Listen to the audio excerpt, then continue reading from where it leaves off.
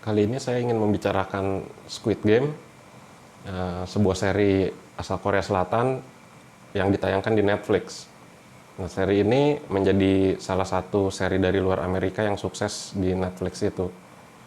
Squid Game itu dengan cepat menjadi acara terpopuler di Netflix dan bertahan menjadi acara terpopuler selama berminggu-minggu. Squid Game ini memiliki jutaan penggemar di seluruh dunia dan menimbulkan kehebohan tersendiri. Ceritanya dibicarakan oleh banyak orang, potongan-potongan gambar dari filmnya itu dijadikan meme. Nah, kemudian permainan yang ada di dalamnya itu ditiru atau dimainkan oleh banyak orang juga. Squid Game itu menurut sutradara sekaligus penulisnya adalah, saya bacakan ya, itu adalah alegori atau fabel tentang masyarakat kapitalis modern. Nah, ceritanya sendiri itu menceritakan sekelompok orang-orang susah yang mengikuti pertandingan, serangkaian pertandingan, yaitu permainan anak-anak yang mematikan dengan hadiah uang yang sangat besar. Nah, mereka-mereka itu berharap mendapatkan hadiah uang yang besar itu untuk mengubah hidup mereka masing-masing. Tokoh utama seri ini adalah Seong Gi-hun. Maaf kalau pembacaannya keliru. Seong Gi-hun diceritakan adalah seseorang yang memiliki banyak hutang, gagal dalam pernikahan, menjadi ayah yang tidak bertanggung jawab, dan juga menjadi beban untuk ibunya yang sudah tua dan sakit. Menjelang usianya yang hampir 50 tahun, dapat dibayangkan Gi-hun itu adalah seorang bocah tua nakal yang percaya bahwa hidupnya akan berubah melalui judi. Pada suatu hari, Gi-hun dihampiri oleh seorang laki-laki berpakaian neces di peron kereta bawah tanah, dan pria itu mengajak Gi-hun untuk bertaruh, melakukan suatu permainan. Jika menang, Gi-hun akan diberi uang, jika kalah akan ditampar.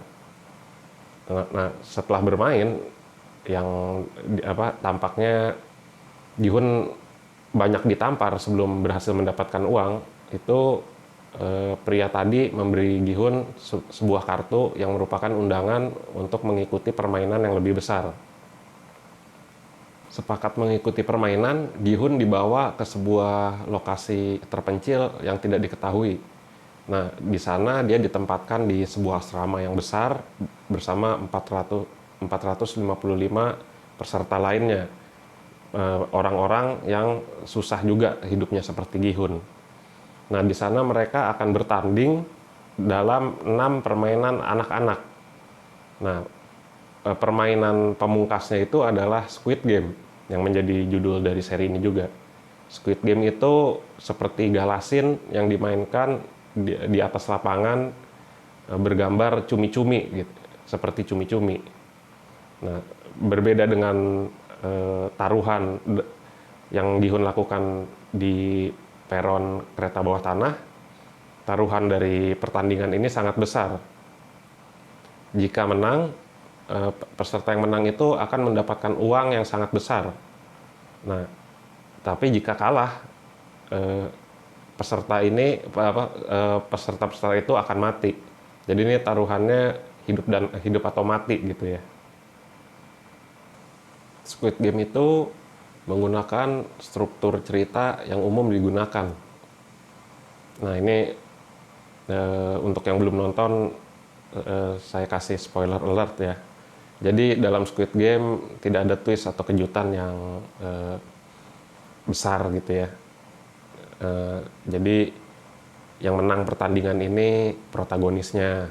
Nah, terus tokoh-tokoh yang ada di sekitar protagonis, yang dekat dengan protagonis itu selamatnya dalam pertandingan yang hidup mati tadi itu jauh gitu ya, sampai episode-episode lanjut gitu, mereka masih selamat, masih hidup.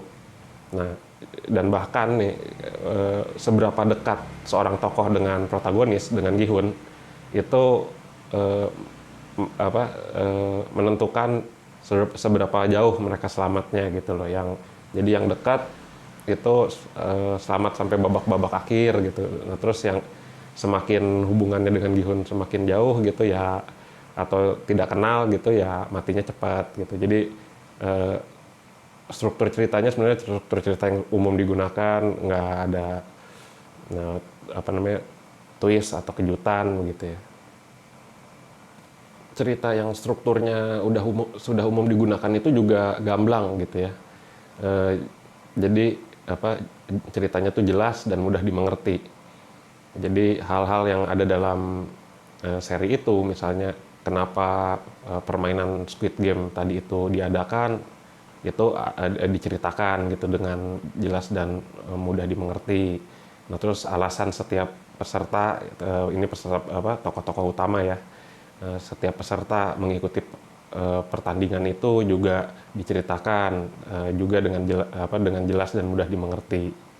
Nah, ini kemudahan itu juga, kegamblangan itu juga ditambah bahwa kalau ada hal-hal yang sekiranya penonton tidak mengerti gitu, contohnya ini ya, contohnya aturan permainan gitu ya, suatu permainan itu pasti ada eh, tokoh yang dialognya itu sebenarnya berisi penjelasan tentang hal itu. Ya tentu saja ini maksudnya untuk mempermudah kita atau supaya kita itu sebagai penontonnya mengerti gitu. Penokohan Squid Game juga sederhana. Protagonisnya Gihun itu dibalik ya tadi sudah saya sampaikan, segala kelemahannya itu baiknya murni gitu ya. Nah, dia mengusung nilai atau meyakini nilai kemanusiaan di atas segalanya. Antagonisnya itu berkebalikan 180 derajat dari protagonis.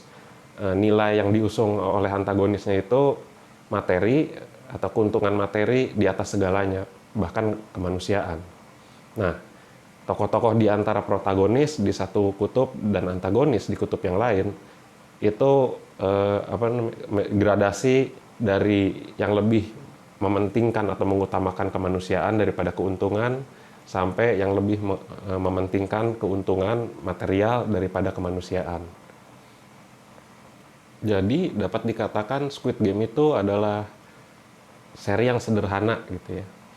Tapi seri yang sederhana ini tetap menarik.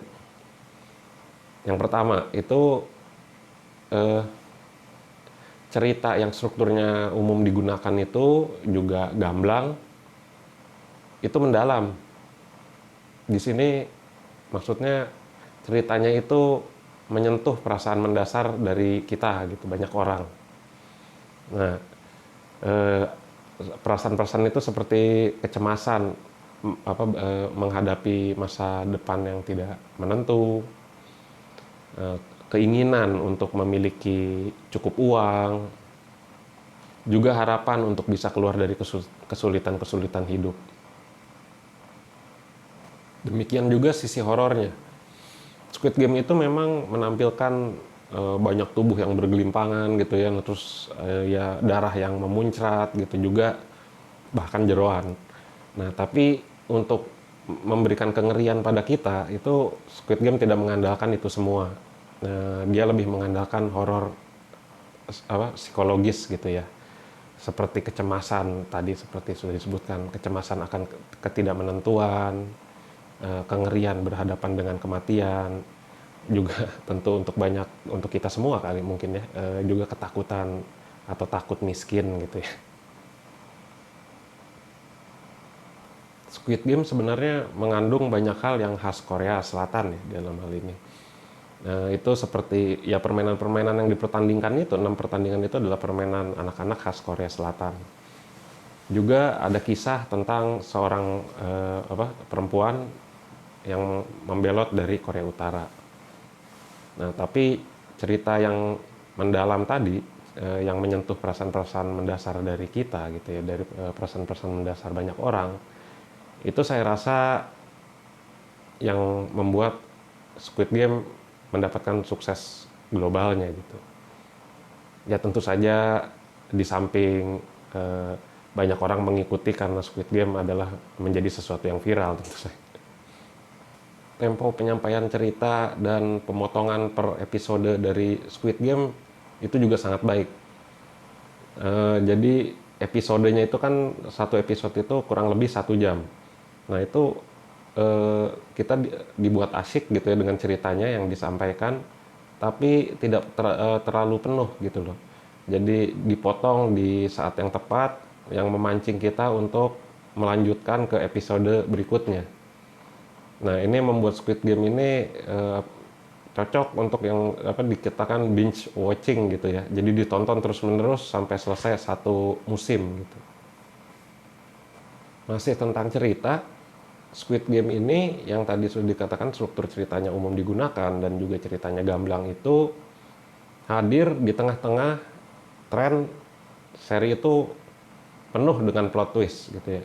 Ini bayangkan seri-seri seperti Game of Thrones atau The Walking Dead gitu, di mana tokoh yang kita pikir akan menjadi tokoh sentral atau tokoh sentralnya dari seri itu eh, beberapa waktu kemudian gitu tiba-tiba dimatikan gitu ya. Nah terus ceritanya itu yang dibangun yang kita duga akan membawa kita ke misalnya poin B gitu ya, itu tiba-tiba dibelokkan gitu ya. Jadi titik tuju dari cerita itu tidak dapat kita duga gitu ya. Nah tadi seperti sudah dikatakan kan Squid Game itu ceritanya struktur ceritanya itu yang umum digunakan gitu ya.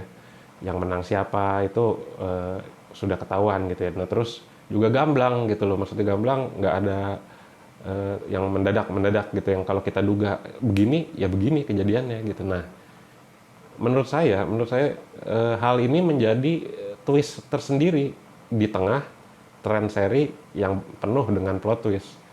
Jadi sebenarnya kita tidak menduga bahwa ya yang menang protagonisnya si Gihun itu ya.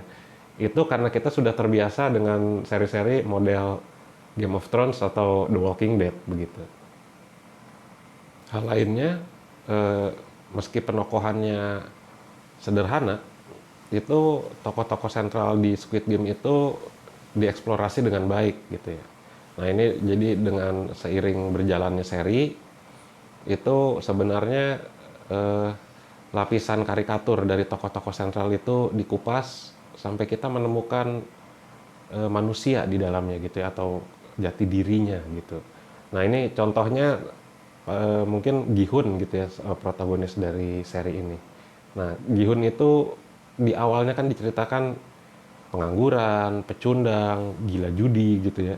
Nah seiring berjalannya seri itu ternyata dia untuk satu nilai luhur yaitu manusia di atas segalanya itu dia tidak kompromi gitu loh. Fokus pada karakter ini memang disengaja oleh sutradara sekaligus penulis dari Squid Game. Nah, dalam sebuah wawancara dia mengatakan, saya bacakan, permainan yang ditampilkan sangat sederhana dan mudah dimengerti. Hal ini membuat pemirsa untuk fokus pada karakter daripada terganggu karena mencoba mengerti aturan permainan. Hal lain lagi yang membuat Squid Game menarik adalah estetikanya yang dramatis.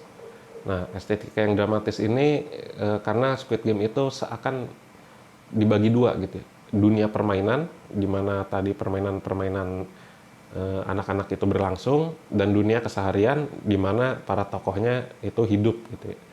Nah, ketika menampilkan dunia permainan, itu warna-warnanya cerah gitu ya, dapat dibayangkan seperti warna-warna yang ada di taman bermain atau taman kanak-kanak gitu ya.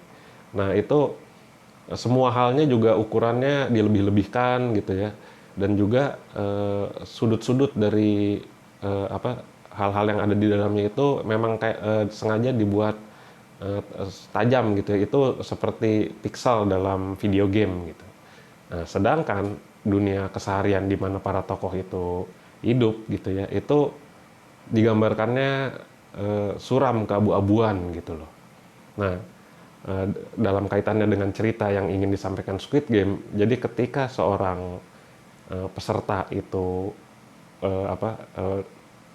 berpindah gitu dari dunia kesehariannya masuk ke dalam dunia permainan di mana dia memainkan permainan-permainan itu, permainan pertandingan itu seperti orang itu pindah dunia gitu loh.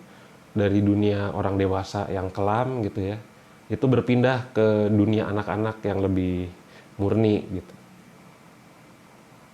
Jadi Squid Game ini adalah seri yang sederhana. Squid Game menggunakan struktur cerita yang sudah umum digunakan. Tidak ada twist atau kejutan berarti, setidaknya sampai selesainya season pertama gitu ya. Kemudian ceritanya tuh gamblang gitu, jelas dan mudah dimengerti gitu. Nah, yang juga sederhananya juga itu penokohannya sederhana. Protagonisnya pada dasarnya murni baik gitu ya, baiknya tuh murni, dan antagonisnya berkebalikan 180 derajat dari protagonisnya. Namun Squid Game tetap menarik. Cerita yang strukturnya umum dan gamblang tadi itu dalam, menyentuh perasaan-perasaan mendasar dari banyak orang. Kemudian cerita yang dalam itu juga disampaikan dengan tempo yang sangat baik, juga dipotong untuk episodenya, untuk setiap episodenya juga dengan sangat baik, sehingga kita betah untuk menontonnya sampai selesai satu season. Nah, ditambah lagi cerita yang strukturnya umum dan gamblang itu justru hadir di tengah tren seri-seri itu penuh dengan plot twist. Ini menjadi daya tarik tersendiri. Yang berikutnya, penokohan yang sederhana itu ditambah memiliki dieksplorasi juga dengan baik.